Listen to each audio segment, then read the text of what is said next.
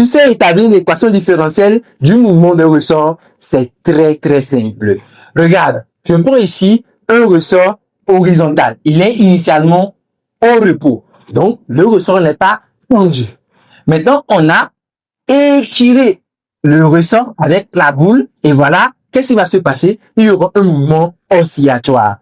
Donc, quelque chose comme ça. Ding, dong, autour de la position d'équilibre O. On va établir ensemble l'équation différentielle du mouvement. En quoi faisons?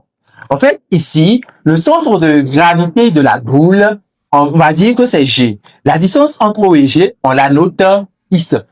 Ce qu'on veut faire, c'est voir quelle est l'équation qu'obéit X au cours du temps. C'est ce que nous voulons faire.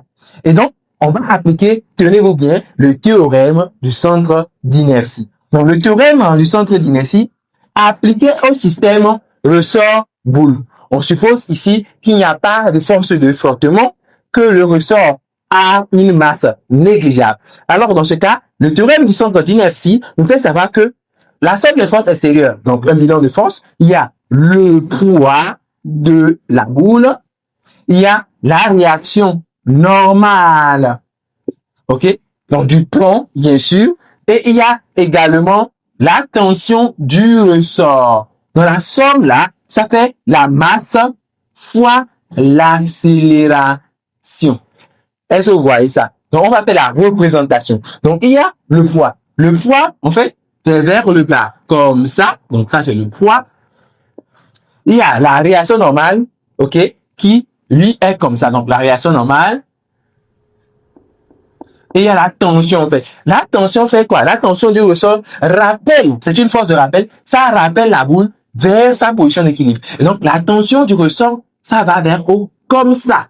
Est-ce que vous voyez ça? Maintenant, on peut simplifier, en fait, notre équation en utilisant le principe d'action-réaction. En fait, le principe d'action-réaction nous dit que l'action du poids sur la boule a une réaction qui lui est directement opposée, qui est ici la normale. Donc, N plus P est nul. Donc, le poids et la normale sont nuls ici. Il va rester T égale à MA. Quelle est l'expression de la tension T? Vous savez, la tension T, regardez, ça va comme ça. Et c'est opposé à OG qui est comme ça. On écrit que la tension T, ça fait moins K fois OG. Le signe moins vient du fait que la tension et OG sont opposés. K, c'est ce qu'on appelle la raideur du ressort, que l'on suppose être constante ici. Donc, on a T qui fait moins K OG égale à la masse